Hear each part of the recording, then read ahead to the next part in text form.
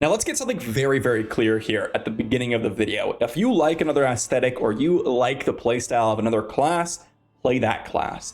This video is for those people that might be on the fence or might be unsure about what they want to play. And I'm going to convince you, or try to rather, to join me in playing Rogue on launch. And there's going to be a couple reasons here, from, just trying to go ahead and experience the game and enjoy it, and to actually progress quicker, because the Rogue is going to be absolutely amazing at that. So I'm going to give you 3 reasons here. First off, and we'll start off with the progression reason, because a lot of people care about that, and that is, we are going to be the fastest leveling process. We are just going to be. Between both betas, 25 and 20, I maxed every class, and by not even a close margin, the Rogue was so much quicker. Double movement abilities, such high DPS, and the ability to kill things and continue moving is something that's just super insane. Now, in the first beta, the Sorcerer, I should say, with the Hydras being massively tuned, were pretty close to the Rogue.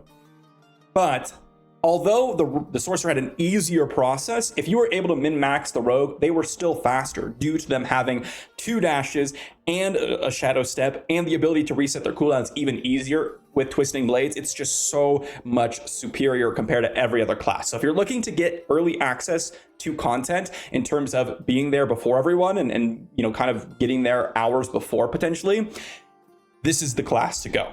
The second reason is fast-paced gameplay. Now, this is something that really depends on your playstyle, but this is for someone who just wants to enjoy the game, albeit having to kind of press your buttons quickly and be able to kind of interact and observe where the monsters are to have your abilities go in the right direction. Because oftentimes your skills are skill shots if you're playing a ranged build, but even if you're playing a melee build, as I've continuously said, Twisting Blades, you kind of have to direct your blade in the right direction. So you need to know where you're teleporting to with Shadow Step, where you're dashing to, where you're dodging, where you're moving, and you have to do it all extremely quickly, which is actually one of the things that makes the Rogue a little bit more interesting, because I've said that it's higher leveling process or faster, right? But you're only going to get that if you're faster paced and you know how to adapt to that. So if you're someone that really enjoys that kind of playstyle, the Rogue is definitely going to fit that playstyle. And if you're someone that may want to just kind of relax a little bit, perhaps something like Necromancer or Sorcerer might be more your wheelhouse. Lastly,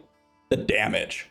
The damage is the best damage, at least for the leveling process that we've seen so far. So if you're someone that just wants to dive in and do a bunch of damage, keep in mind, guys, that the developers have predicted 150 hours of game time to get to max level. So most of you aren't even going to experience what it looks like to max out a build. So if you're trying to jump into the game, you're trying to experience the story, and you don't want to necessarily sit around and wait for your build to come online, wait till you do damage, and wait till you kind of actually are able to get through these clears, the Rogue is just going to help you blast through that, because their base damage and their ability to kind of synergize their skills requires very little aspects, and aspects that you can easily acquire guaranteed through the dungeons as we get access to Act 2, Act 3, but also the amount of buffs that they've added to their single target damage potential is just going to be absolutely massive for clearing so many bosses, world bosses, or just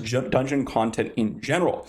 Again, not only, as I mentioned earlier, are we going to be able to progress quicker because we have so much mobility and the ability to kind of clear stuff, but also we're just going to be blasting through everything just because of our damage. Even if you're someone who isn't used to the fast-paced gameplay and maybe not capable of doing that, your base damage is good enough to carry you, especially for those boss fights, which can get a little tricky, especially when it comes to Druid early on and Barbarian early on. Like Rend and Pulverize for those builds are just going to be way slower than Rapid Fire, Penetrating Shot, Twisting Blades, Flurry, even Barrage here. All of those core skills are just so much better core skills typically with the Rogue than other classes. So if you're looking for a pretty massive damage experience, then the Rogue is definitely going to be your class. But of course, if you're looking for the end game experience, which, a portion of our community is going to be pushing hard, like myself, I'm going to be having an end game tier list where I can actually dive in depth into all of what I've experienced